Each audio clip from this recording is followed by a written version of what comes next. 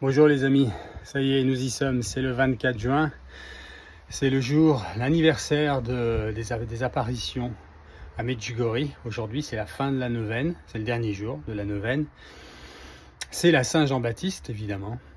Et nous attendons le dernier message, le message surtout le plus important, en tout cas en ce moment, de la Vierge Marie qu'elle va donner à Marie Dia ce soir, grâce à cette neuvaine. Alors, le bon sens m'amène à penser que, évidemment, il y a eu tellement un engouement avec cette neuvaine. Il y a tellement un engouement, puisque c'est pas terminé. Écoutez, il n'y a pas un endroit où je suis passé sur Terre où il ne prie pas cette neuvaine. De l'Amérique du Sud, en Inde, en Amérique, partout en Europe.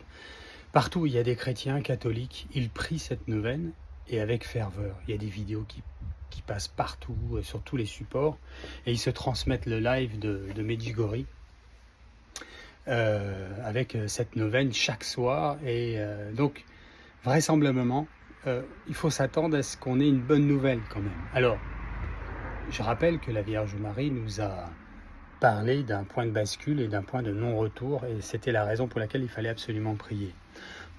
Donc, vraisemblablement, il n'y a pas de raison de revenir là-dessus. Malheureusement, la Troisième Guerre mondiale est enclenchée. En tout cas, quelque chose qui s'y ressemble. Un grand châtiment, une grande destruction. On aura les détails plus tard. Mais ça corrobore bien sûr avec, encore une fois, Fatima, Akita, Garabandal, Medjugorje et d'autres endroits peut-être un peu moins connus, mais tout aussi alarmants, où la Vierge Marie a bien voulu donner son message de paix et d'appel à la prière pour la paix, surtout.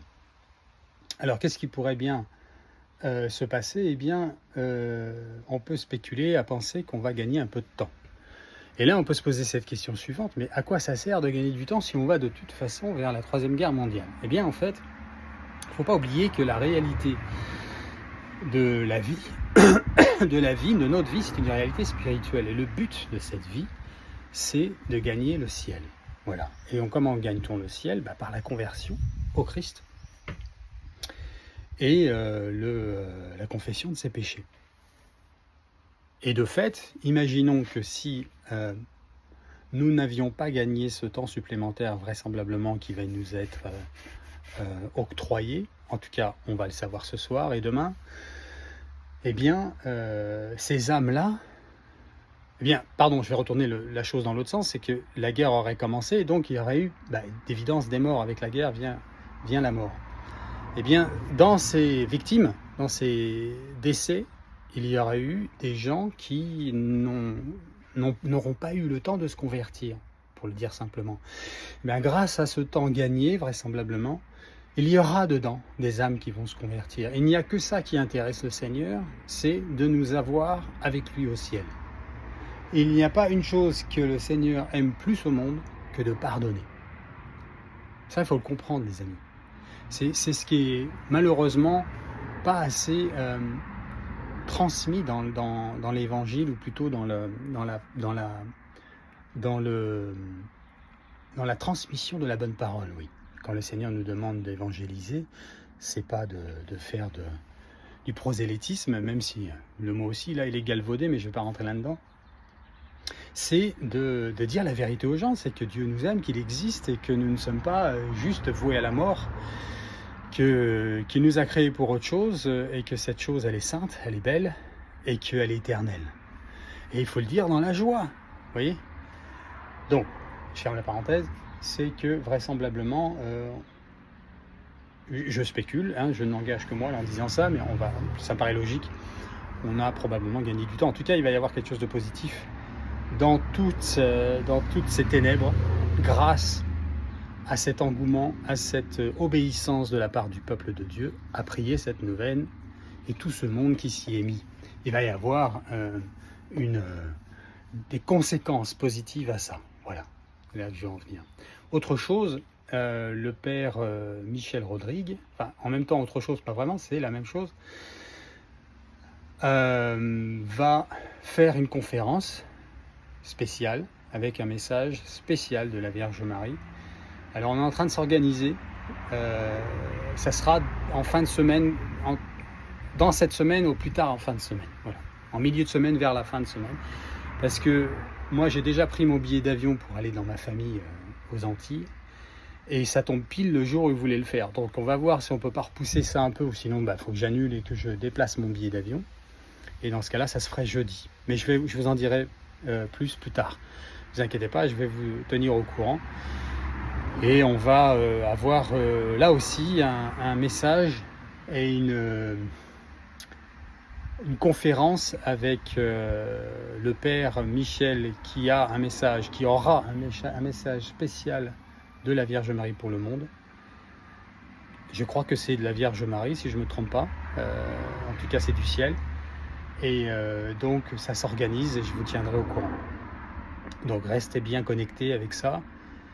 Si vous ne recevez pas automatiquement les nouvelles vidéos, cliquez sur la petite cloche pour être alarmé. Et puis sinon, faut aller tous les jours sur la page, sur la chaîne, pour vous assurer qu'il n'y ait pas une nouvelle vidéo qui transmette et qui vous alarme de ça. Et puis sinon, je mets toujours les liens sur la page Facebook, ça c'est sûr. Instagram et TikTok, ça dépend du volume de la vidéo, si j'ai le temps. Mais voilà, si vous voulez être sûr, vous venez sur la page YouTube Catholique TV, Cyril, Christocentré, influenceur. C'est Cyril, influenceur Christocentré, Catholique TV, c'est l'URL de la page. Et donc, sinon, il y a Facebook. Vous aurez assurément aussi le lien, mais il y a des personnes qui n'ont pas Facebook. Donc, voilà. C'est ce que je voulais vous dire principalement dans cette vidéo. Il faut rester super positif, il faut rester dans la prière. De toute façon, quoi qu'il arrive, mais là, il y a vraiment du mouvement, les amis. Il y a vraiment du mouvement. Et on reste aux aguets comme des petits-enfants, comme elle nous le demande. Voilà. Qu'on soit trouvé en train aux affaires du Père et non pas aux affaires du monde. Alors, on a bien sûr nos affaires dans le monde, donc il faut vivre dans le monde aussi, mais on n'est pas du monde. Je vous apprends rien, les amis. Donc, on est appelé à se confesser si on en a besoin. Il y a un tracteur qui passe. Et aussi de communier le plus souvent possible. Si vous devez faire un peu de kilomètres, si vous devez réorganiser votre vie, vous lever un petit peu plus tôt le matin, faire autre chose un peu le soir pour aller participer à la Sainte Messe, vous ne le regretterez jamais. N'attendez pas que vous en ayez envie, parce que ça viendra probablement jamais, ça non plus. C'est vraiment un combat, n'oubliez pas ça. Moi, il n'y a pas un jour où je ne combats pas mon rosaire. Un rosaire, c'est 3 chapelets. Eh bien, je ne le prie pas le dimanche parce que la nuit du dimanche, enfin la nuit du samedi à dimanche, j'ai mon heure d'adoration et je le prie là. Donc je l'ai prié samedi dans la journée et je le reprie dans la nuit, en pleine nuit, devant le Saint-Sacrement, le rosaire en entier, en anticipation du dimanche. Ce qui fait que le dimanche, je ne le prie pas. Eh bien, je ne vais pas vous mentir, ça me fait des vacances. Je suis content, maman Marie le sait, que voilà, je ne me cache pas derrière mon petit doigt. Je suis un moribond, je fais ce que je peux, mais il faut le faire, ce qu'on peut. C'est ça, c'est là que je veux en venir. C'est une bataille, ok? N'attendez pas que ce soit fun de prier, d'aller à la messe tous les jours, de vous confesser. Non, ça c'est un combat contre nous-mêmes. Quand le Seigneur dit ce sont les violents qui s'emparent du royaume, c'est ceux qui sont violents avec eux-mêmes. Je ne sais pas ce que c'est que cette traduction, mais on comprend quand même derrière le sens. C'est que c'est pas quelque chose de facile. C'est le fameux chemin étroit, difficile, avec des épines, voilà, compliqué, par lequel on arrive au ciel. Sinon, il y a le grand chemin large, glissant, facile du monde, qui lui nous emmène à notre perdition.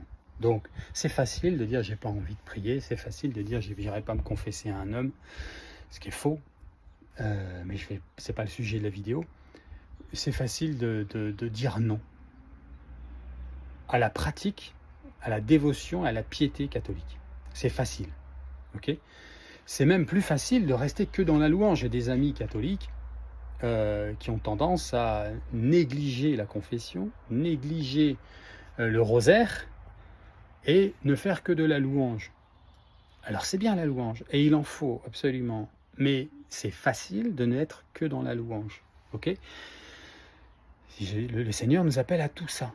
Et en fait, c'est un équilibre. Et je finirai là-dessus, cette vidéo, les amis, c'est un équilibre de quand on tombe, parce que c'est inévitable, tant qu'on sera dans ce monde, on va tomber. Il n'y en a pas un, le plus saint d'entre nous, qui passe une journée sans être sur le fil du rasoir ou carrément passer de l'autre côté de la barrière et pécher. Parce que le péché originel est ainsi fait. Le cancer, nous naissons avec ce cancer qu'est le péché. On est avec. Okay. Donc c'est de le reconnaître, c'est de vivre en vérité. Je reconnais ce que je suis. Je suis un pauvre pécheur. J'y arrive pas sans toi, Seigneur. Ce que je ne veux pas faire, je le fais. Et ce que je veux faire, le bien que je veux faire, je n'arrive pas à le faire. Le mal que je ne veux pas faire, je le fais. Et le bien que je veux faire, je n'arrive pas à le faire, nous dit saint Paul. C'est ça, c'est exactement ça. Et ça, c'est tous les jours. Donc, alors ça ne veut pas dire qu'il faut non plus là-dedans entendre, oui, non, mais moi, le mal que je ne veux pas faire, je le fais quand même, donc je le fais. Non, non. C'est un combat. C'est tous les jours un combat.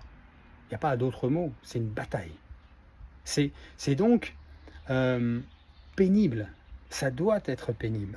Alors, quand je parlais d'équilibre, c'est que ça n'est pas que pénible, justement, parce que nous recevons, en donnant cette pénibilité, nous recevons des grâces de paix, de joie, de connaissance du royaume, de savoir que nous appartenons, cette filiation que nous avons avec le ciel, avec le Père. On se sent enfant de Dieu. Et ça, c'est une joie sans commune mesure avec le monde. Il n'y a rien dans le monde qui vous apporte autant de joie. Même pas les jouissances éphémères, X ou Y, peuvent vous apporter ce contentement dans l'âme, parce que notre âme est faite pour ça. Elle n'est pas en paix tant qu'elle n'a pas trouvé ce dont, pourquoi elle est faite. Elle est faite pour Dieu, elle appartient à Dieu. C'est comme une goutte d'eau qui rejoint la mer. Donc c'est un merveillement. Et donc là, il y a la louange aussi. Mais la louange véridique, véritable, elle est aussi dans la confession du péché, dans le ressenti dans son âme, et pas seulement une émotion, pas seulement un sentiment, mais un ressenti spirituel, d'être pardonné et d'être baigné et lavé par le sang du Christ. Et là, il y a une louange spontanée qui peut venir aussi. Vous voyez, tout ça, c'est un équilibre. Et la bataille, la vraie bataille, les vrais soldats, vous n'êtes pas un vrai soldat, vous n'êtes pas sur le champ de bataille, vous êtes à côté, vous êtes en dehors du champ de bataille, vous n'êtes même pas sur le bon continent si vous n'êtes pas confessé, si vous ne communiez pas à son corps et à son sang, puisque dans son corps il y a son sang, dans l'hostie, et ne tenez pas la main de la Vierge Marie. Là vous êtes un battant, un soldat sur le chemin de bataille, comme le Seigneur nous le demande et comme il l'attend, comme il le désire. Là, vous mettez un sourire sur son visage et là, vous êtes utile à la Vierge Marie. Faites partie de son petit reste. Allez sur le champ de bataille, mes amis. Confessez-vous, priez, communiez le plus souvent possible et soyons bénis de Dieu. Ô Marie conçue sans péché, priez pour nous qui avons recours à vous.